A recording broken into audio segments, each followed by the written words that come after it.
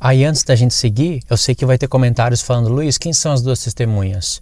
É Moisés e Enoque? É Elias e Enoque? Não, as duas testemunhas são as duas tábuas da lei. Aí outros vão falar: não, as duas testemunhas é Antigo e Novo Testamento. Sabe esses comentários, que a maioria deles não tem nada a ver com nada? Porque pessoas que me escrevem falando as duas testemunhas são as duas tábuas da lei, eu não sei qual é a dificuldade que as pessoas têm de lerem o texto. E tudo isso daqui para Deus falar de duas pedras. Tudo isso daqui para Deus falar do Antigo e Novo Testamento. Eu sei que está em número de 2, que fazem alusão às duas tábuas do testemunho. Eu já tenho um vídeo falando do tabernáculo do testemunho. Como eu não vou saber disso? Que faz alusão a Antigo e Novo Testamento. As duas testemunhas vão profetizar essas coisas relacionadas com os 10 mandamentos de Deus, que está em duas tábuas do testemunho, com o Antigo e Novo Testamento. É claro que isso está relacionado. Mas chegar e falar as duas testemunhas são as duas tábuas da lei, as duas testemunhas Antigo e Novo Testamento, eu não sei.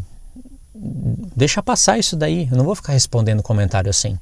Porque é pessoa que se converteu há 1 ano, sei lá. E, sabe, tem pessoa que é assim, tem irmão que é assim. Não quer entender a revelação de Deus e ainda quer impedir outras pessoas de entenderem. Outra coisa que não faz sentido nenhum. Eu fico pensando, da onde que a pessoa tirou isso? É falar que uma das duas testemunhas é Enoque. Não é Enoque porque Enoque não morreu, foi trasladado, e Hebreus está escrito que foi dado ao direito do homem morrer uma vez, então Enoque tem que vir e morrer também. Aí eles falam: não, Moisés também não pode ser porque Moisés morreu. Agora Elias sim, porque foi arrebatado vivo. Então é Elias e Enoque. É incrível isso. É incrível porque a descrição que Deus está dando está fazendo nos lembrar de 2 homens. Claríssimo, Moisés e Elias. Aí a pessoa vem e coloca Enoque. Da onde? Enoque converteu as águas em sangue? Enoque fechou o céu por 3 anos e meio? Quem fez isso foi Elias. Como é que a pessoa consegue fazer isso? Não, como é que tem pessoas que conseguem acreditar nisso? Não, mas Moisés morreu e Elias não morreu e Enoque... O que tem a ver se morreu ou se não morreu? Gente, acorda para a palavra, acorda para o texto.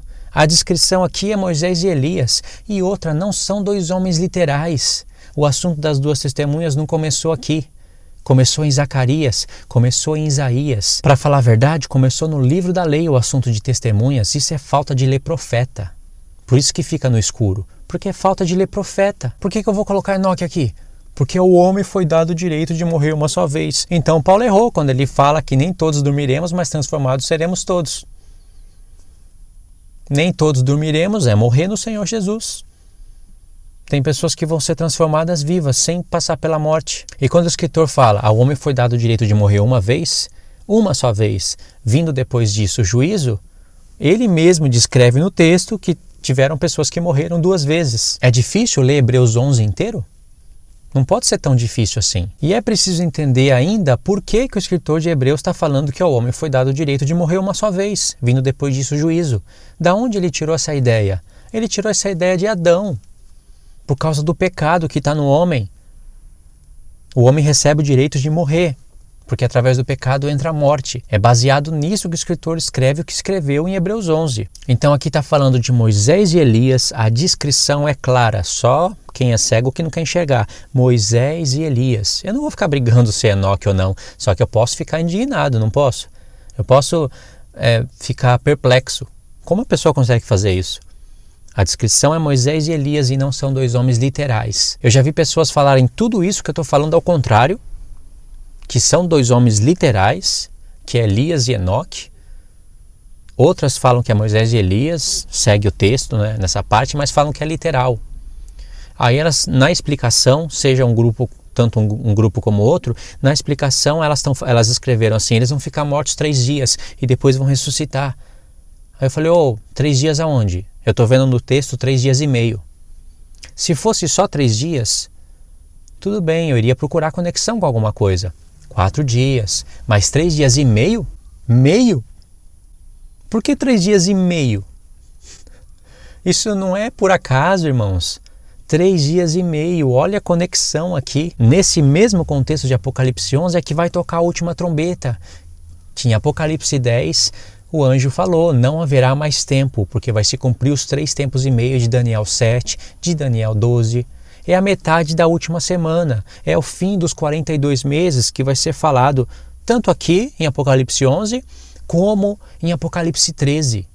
É o fim dos 3 tempos e meio que está em Apocalipse 12 também. É o fim dos últimos 1260 dias. Deus está frisando aqui a metade da última semana.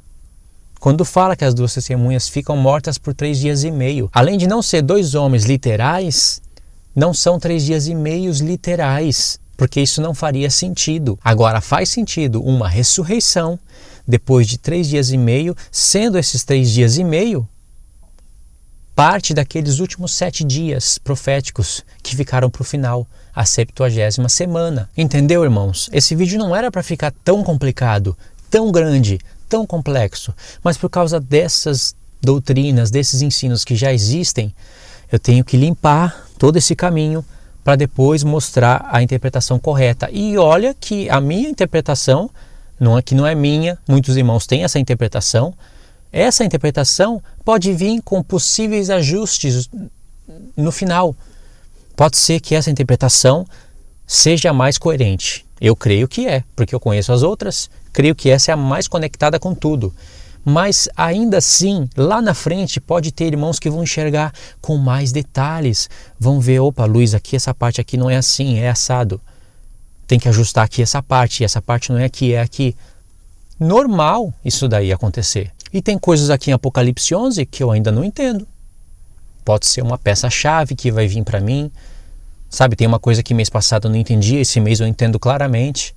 É assim a palavra de Deus. Tem que estar sempre estudando e meditando no assunto.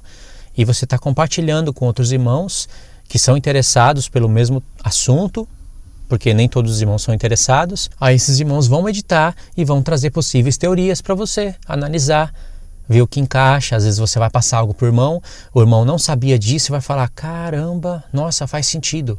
E esse irmão vai te trazer algo a mais, com acréscimo. Às vezes ele vai te trazer algo que você fala, não, isso daqui não. Isso daqui não faz sentido, porque está escrito assim, assim, assim aqui, né? Então vai se contradizer, não faz sentido. Mas às vezes ele vai te trazer acréscimo. Pontos que você não enxergava, você vai passar a enxergar. E aí no verso 5 disse, se alguém lhes quiser fazer mal, das suas bocas sairá fogo e devorará os seus inimigos, pois se alguém lhes quiser fazer mal, importa que assim seja morto. Se fossem 2 homens literais, por que o fogo saindo da boca não poderia ser literal? Poderia ser também 2 homens literais e essa parte do fogo saindo da boca não ser literal, porque elas não são dragão. Sabe, não faz sentido alguém vir querer fazer mal para um homem e queimar a outra pessoa. Isso não faz sentido, foge da lógica. Deus era poderoso para fazer isso?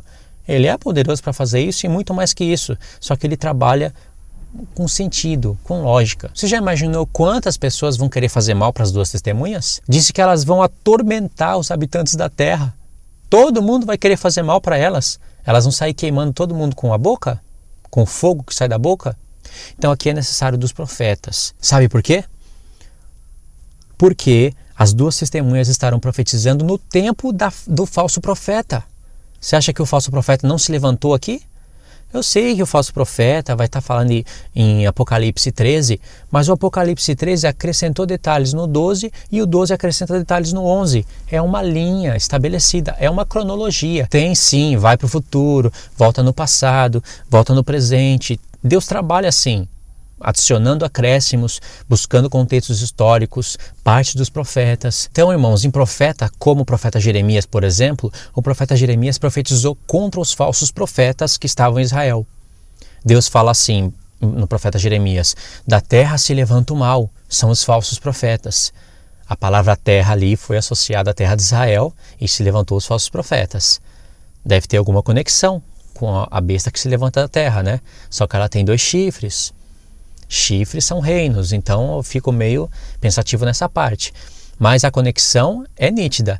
Jeremias profetizou, ali profetizou contra eles, contra os falsos profetas, né? Profetizou a vinda de Nabucodonosor, que seria a cabeça da estátua. Ali aparecem as expressões dia do Senhor, há tipologias ali. Então, ele profetizou contra os falsos profetas. E Deus falou que ia converter as palavras de Jeremias em fogo. E Deus disse, os falsos profetas serão palha. Para vocês terem uma ideia, irmãos, eu vou ler o texto. Jeremias 23, verso 26. Até quando se achará isso no coração dos profetas que profetizam mentira e que profetizam do engano do seu próprio coração, os quais cuidam fazer com que o meu povo se esqueça do meu nome pelos seus sonhos, que cada um conta ao seu próximo, assim como seus pais se esqueceram do meu nome por causa do Baal.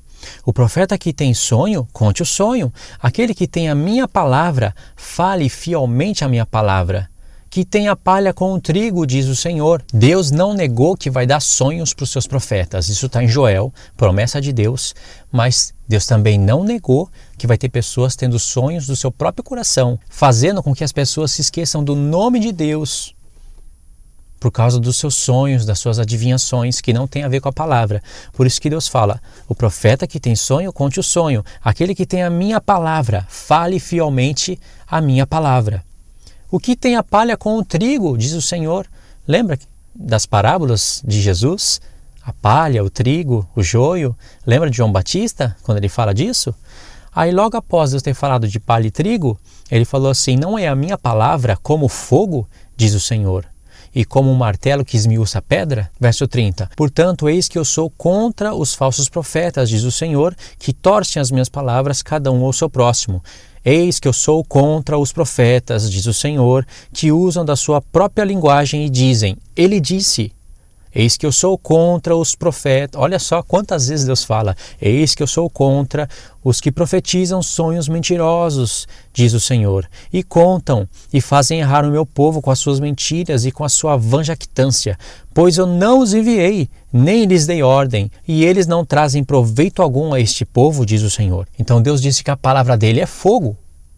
Imagine se você é um falso profeta, se você é palha. O que o fogo faz com a palha? Jeremias 5, verso 11. Porque aleivosamente se houveram contra mim, a casa de Israel e a casa de Judá. Olha aí a questão das duas testemunhas. Isso são as duas testemunhas. Casa de Israel e casa de Judá. Espírito de Moisés e de Elias derramado em judeus e gentios. Diz o Senhor, negaram o Senhor e disseram, não é ele, nenhum mal nos sobrevirá, nem veremos espada nem fome. Olha o povo negando o sofrimento, negando que Deus vai permitir que eles sofram, negando aqui tribulação. E Deus não falou isso. Olha o que Deus fala contra essas pessoas que ensinam para o povo que não vão sofrer. E até os profetas se farão como vento, e a palavra não está com eles. Assim lhes fará. Portanto, assim diz o Senhor, o Deus dos exércitos. Porquanto proferis tal palavra, eis que eu converterei em fogo as minhas palavras na tua boca. Linguagem difícil de entender, né? Deus está falando, Jeremias, eu vou converter as tuas palavras, que são as minhas palavras, em fogo. Quando Jeremias falar, vai sair fogo da boca.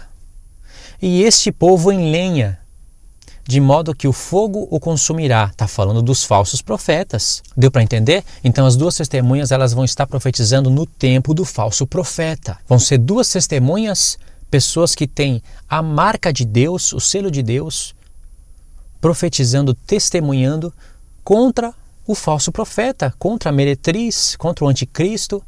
Então vai haver uma guerra muito forte. E Deus vai permitir que a besta que surge do mar vença essa guerra. Mas na verdade ela vai vencer a guerra no sentido daquele confronto.